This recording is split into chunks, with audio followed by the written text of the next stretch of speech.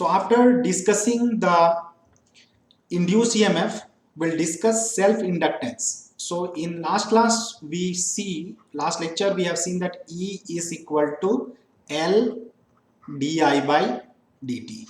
So in this case you have only one coil. There is only one coil whose inductance is basically L, right? And the current coil is carrying a current I. So the EMF induced is E and the value is equal to EL by dt. Faraday's law states that E is equal to N d phi by dt. So these fundamental principles should be known to us. So this is Faraday's law. This is what we have got after discussion on the self-induced EMF. We have introduced a constant that is L, that is known as the inductance of the coil.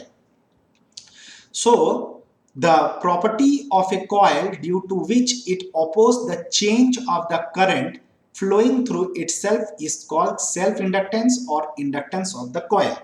Now let us see.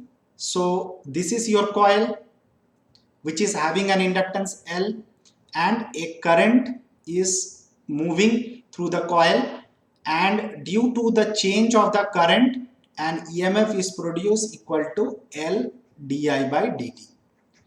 And Faraday's law states that E is equal to N d phi by dt, correct?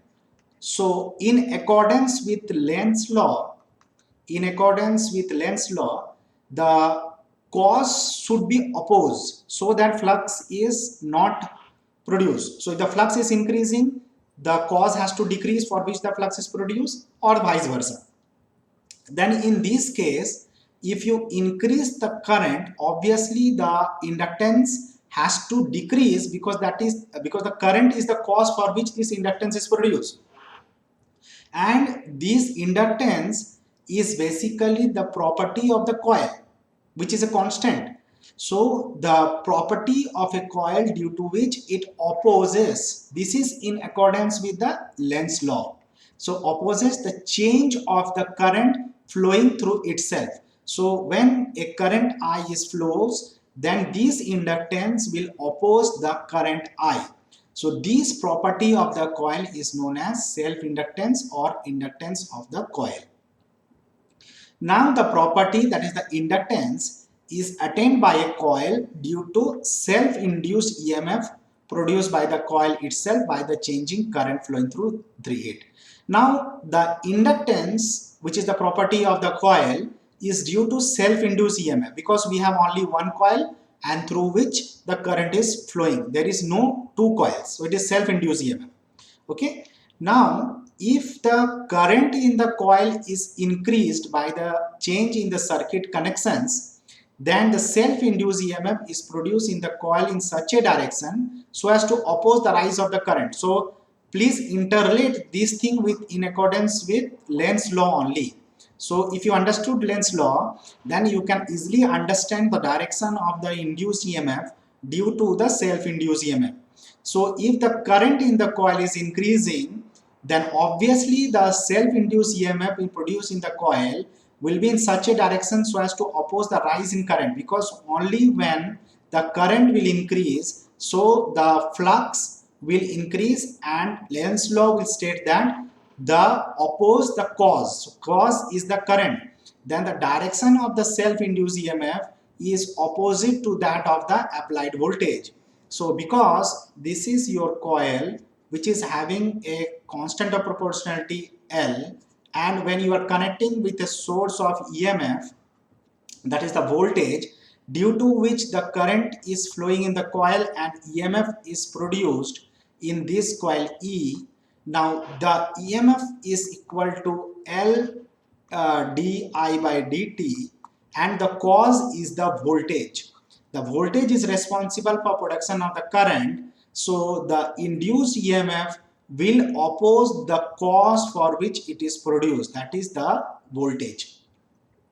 On the other hand, now here we have taken increasing. What is increasing? The current.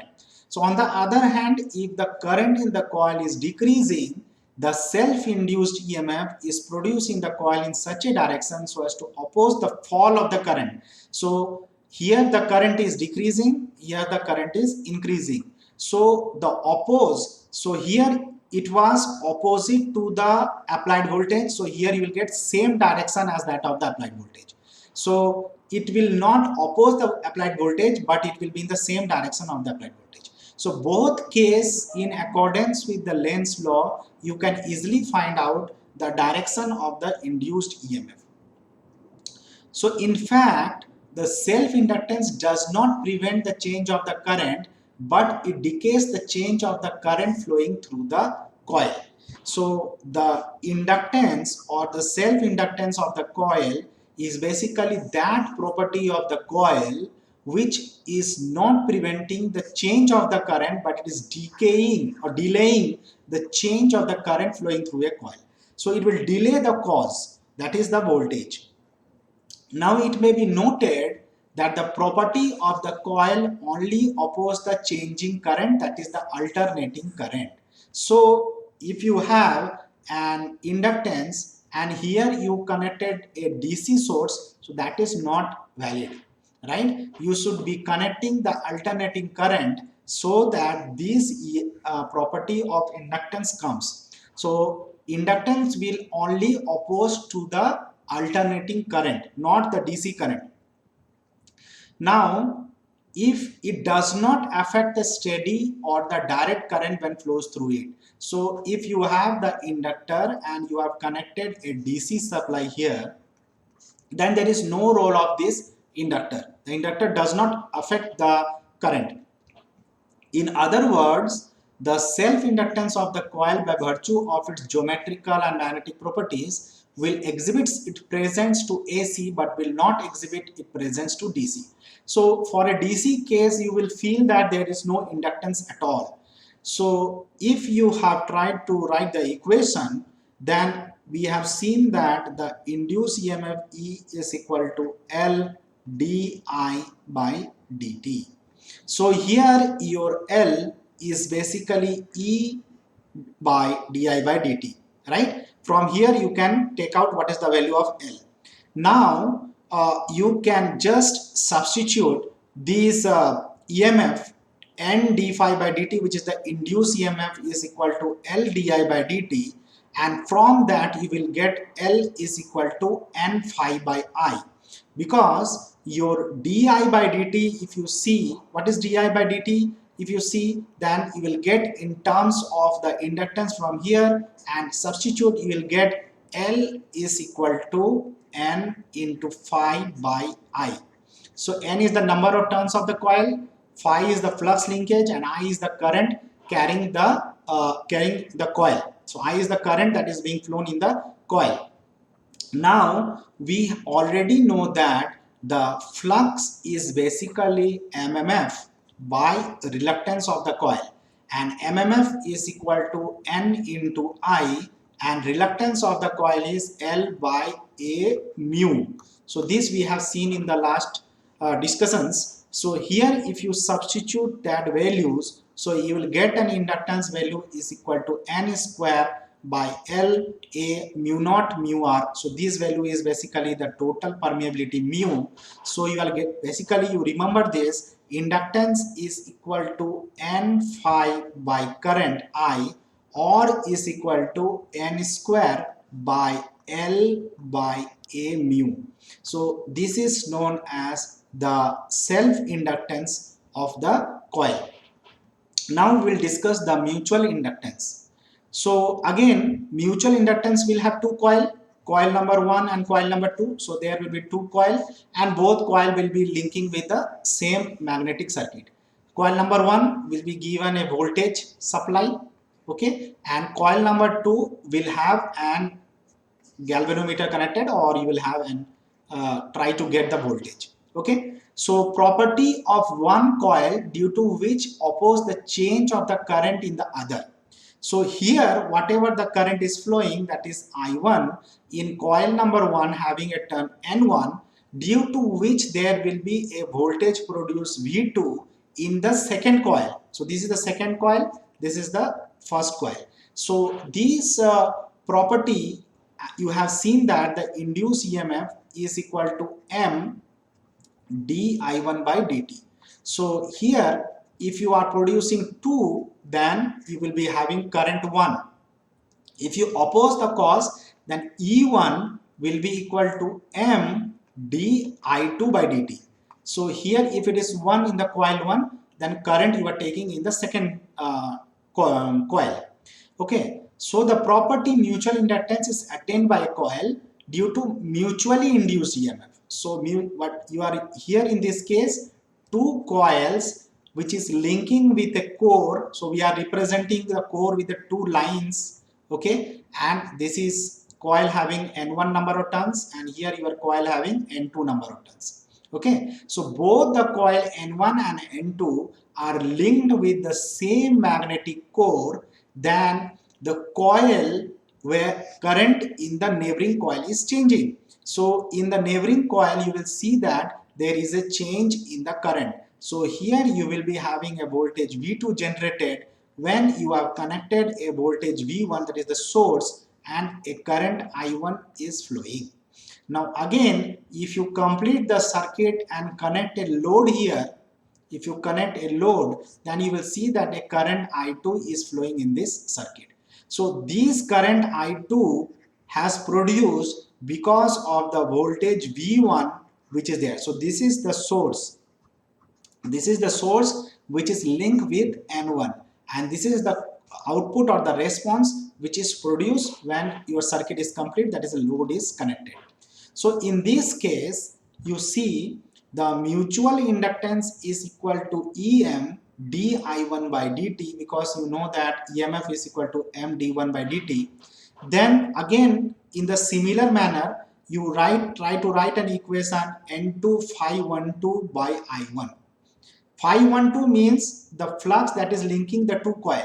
So you can write phi 12 is equal to phi 21 is equal to phi, because the same flux is linking both the coil, because the core is same. So phi 12 is equal to phi 21 equal to phi. So unnecessary, no need to confuse this. You have to just put it phi here, okay, and you will get N2 by I1. Okay, so here if you substitute what is the value of the flux, phi 12, then it is equal to N1 I1 by L. You know that flux is equal to MMF by the reluctance of the coil. And what is MMF here? MMF is basically the source. So N1 into I1, that is the source by reluctance. So because only in the coil number 1 your source is connected. So N1 I1 is basically the source. So here you will finally get N1 N2 by L A mu naught mu R, which is the mutual inductance. In the previous discussion, we have seen that the self-inductance is equal to N square, right? You are getting N square term here. You are getting N1 into N2 here, right? This is the difference you are getting. So if both the coil is linked, the same thing, N1 is equal to N2, then you will get a N square term. So we have seen the self and mutual inductance. We will now discuss what is coefficient of coupling. So coefficient of coupling we will see. So here you see there is a core. So this is your core. This is your coil number 1. This is your coil number 2. So coil number 1 is having N1 number of turns. Coil number 2 is having N2 number of turns, right? And the coil N1 is excited with a source which is carrying a current I1. Then a flux phi is produced in the core. This flux will be linking both N1 and N2 as the common magnetic core.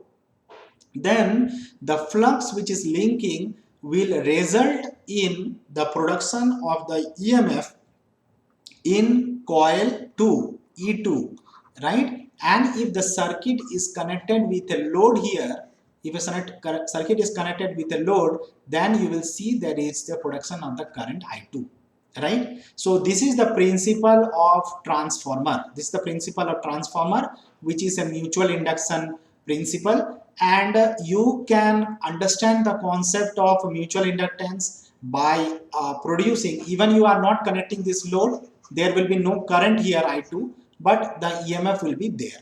So either you connect a source in this side and produce the EMF here, or you connect a source here and produce a EMF here. Anything you can do it. Okay, so when the current flows through one coil, it produces a flux phi 1, and the whole flux may not be linking with the other coil coupled to it. Now, why this whole flux is not linking? Because we have discussed the concept of leakage flux. So you can see the leakage flux here, you can see the leakage flux here. So the leakage flux L1, if you take the leakage flux phi L1 and leakage flux phi L2, so these two will not linked with each other. These two will not linked with each other. Phi L1 is basically the leakage flux which is due to the coil number 1 and in the air. Phi L2 is the leakage flux which is there in the air for coil number 2, and both flux, the phi L1 and phi L2, will be different. Phi L1 is not equal to phi L2, and the flux, that is a useful flux, is linking both the coil. Okay, so the leakage flux, so it may be reduced because of the leakage flux by a fraction K, which is known as coefficient of coupling. So due to this leakage flux, there will be a reduction in the useful flux. If the material is ideal, if this magnetic circuit core is ideal, the leakage flux will be 0. So there is no leakage flux in both way, here also and here also. If there is no leakage flux, the entire useful flux is the one which is present in the core. Now, so we will see that there is a reduction because of leakage flux. The fraction of phi produced by current in one coil that link with the other is known as coefficient of coupling. So what is the fraction of the flux which is produced by the current in one coil and linking the other? That is known as the coefficient of coupling K. So if phi produced by one coil completely links with the other, then the value of K is 1 and the coil is said to be magnetically tight coupled. So if K is equal to 1, it means that entire flux is only phi. That is, all flux is useful and there is no leakage flux is 0 and the circuit is magnetically tightly coupled. However, if there is some amount of flux which is linking, going through the air, there is a leakage flux, the phi produced by one coil does not link at all with the other, then the value of K is 0 and the coil are said to be magnetically isolated. Means if the value of K is equal to 0, it means although the flux is produced here, but this useful flux is not linking with this second coil. Might be the second coil is here and the core is here. So what will happen? The flux is not linking and all the flux is moving through the air.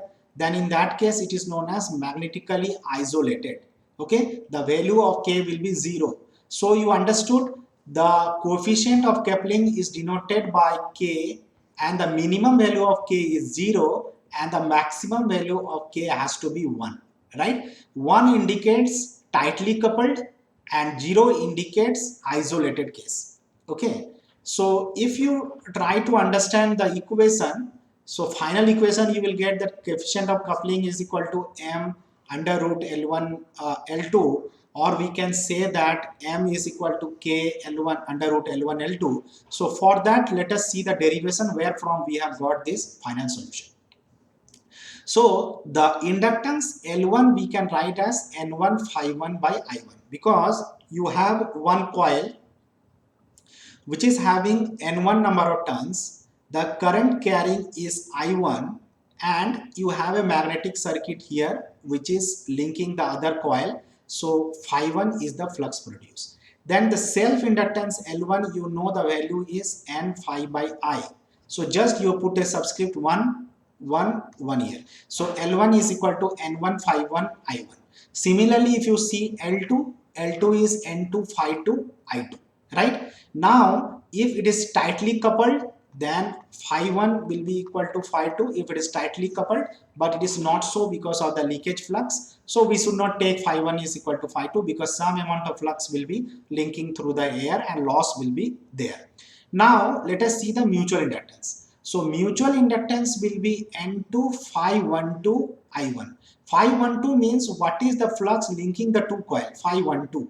Okay, so it is N2 by I1, or you can write it is equal to N2 K phi 1, means phi 12 is equal to coefficient of coupling K and phi 1, because phi 1 is the production, and what level of production it is, both coils are linking. So we can write phi 12 is basically a constant K into phi 1, right? So you are getting this equation for mutual inductance. Now here you can write M is equal to N1 I2. Then considering coil number 2 which is carrying a current I2, then you are writing N. Here you have taken N2 I1, here you are taking N1 I2. That is the difference, because in case of mutual inductance, two coils will couple each other. So here you will take phi 21 is equal to K times phi 2, because we have taken in the opposite direction. First we are moving from 1 to 2, now we are taking from 2 to 1. Okay, so here you are getting N1 K phi 2 into I1. Now you multiply equation number 1 and equation number 2, so you will get both equation 1 and 2, you multiply, what you are getting, you try to do the substitution, you will try to find that your mutual inductance is basically K times under root L1 L2. Means M, that is the mutual inductance, this is the proportionality, is equal to K, coefficient of coupling, under root L1 L2, that is the self inductance of coil number 1 and self inductance of coil number 2. So K will be obtained if you take this in this side. So K is equal to M by under root L1 L2. So if the value of K is 1, then you can say that both the coils are tightly coupled and all the magnetic circuits are linked with both the coil. Then it is a good coupling. So you will get a M value is equal to under root L1 L2. Now if you see that both the coil is having the same inductance, means L1 is equal to L2 equal to L, then and K is equal to 1. If you consider this case, then you will get M is equal to L, right? You will get a value M equal to L. So we have seen the definition of self-inductance and mutual inductance and how induced EMF is produced. So this concept is very important to understand the AC DC generators as well as the transformers. So